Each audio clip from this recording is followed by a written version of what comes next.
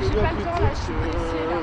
Aujourd'hui, nous allons voir comment aborder une femme dans la rue et quelles seraient éventuellement les 10 erreurs à ne surtout pas faire. En effet, nous allons vous expliquer les attitudes à adopter ainsi que les réflexes à développer. Erreur numéro 1, ne pas aborder. Qu'est-ce qui vous empêche d'aborder une femme?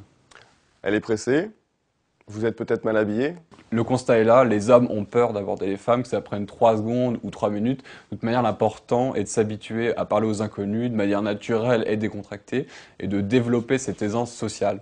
L'important étant de véhiculer l'image de quelqu'un de rassurant et de montrer qu'on n'est pas dangereux, qu'on n'est pas un mendiant, qu'on n'est pas là pour embêter la personne. Aborder n'a rien de dérangeant si cela est fait de manière subtile. Cela fonctionne plus que l'on voudrait le croire. Cela n'est ni mal élevé ni mal poli. Il faut juste savoir oser. Erreur numéro 2, aborder par derrière. Vous croisez une belle femme, vous échangez des regards, elle vous plaît, et puis le temps de vous rendre compte que finalement ça vous dirait bien de l'aborder, elle est déjà loin derrière vous. Alors réflexe, qu'est-ce que vous faites? Vous l'abordez par derrière. Parce que c'est vrai qu'aujourd'hui, qui aborde par derrière? Les traîtres, les assassins, les tueurs? Malheureusement, c'est un détail qui n'est pas négligeable. C'est un réflexe social conditionné. Revenez sur vos pas, ne courez surtout pas, et mettez-vous à son niveau pour pouvoir l'aborder d'une manière correcte. Erreur numéro 3, la poursuivre. Alors surtout, si vous abordez une femme, arrêtez-vous tout de suite à partir du moment où vous avez ouvert la bouche ou à partir du moment où vous comptez ouvrir la bouche, puisque de fait cela va la rassurer, elle va pas se dire tiens il va me poursuivre pendant les 500 prochains mètres, et puis ce sera plus efficace pour vous, puisque ça va vous permettre de marquer une pause et de rebondir tout de suite sur ce que vous avez à lui dire. De plus, la poursuivre est quelque chose qui est assez intrusif, et cela pour être vécu comme une agression. N'oubliez surtout pas de sourire, vous êtes là pour le plaisir et pour avoir une interaction sociale et conviviale.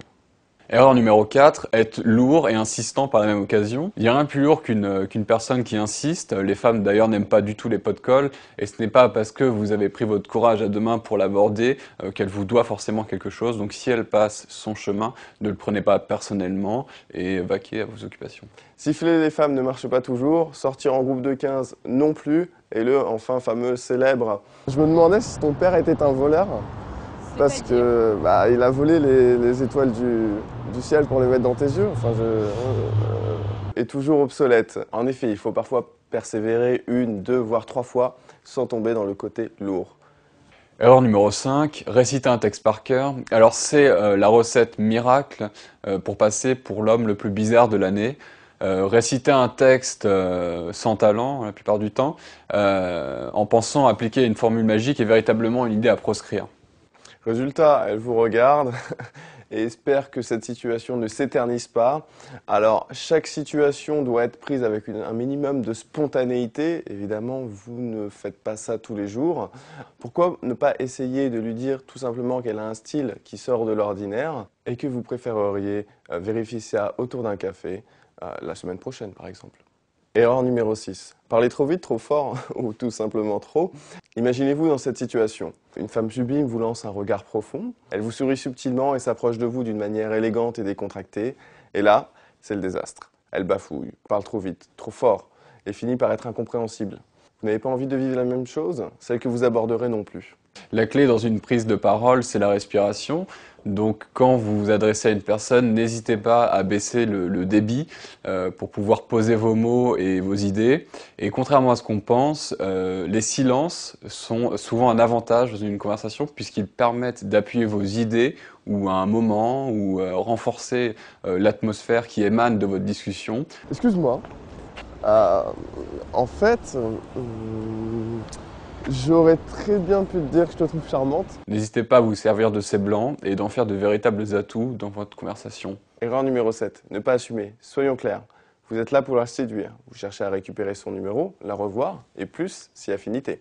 Ne vous excusez jamais d'avoir eu l'audace de venir la voir, même si vous avez fait une des 10 erreurs qui sont présentées dans ces vidéos.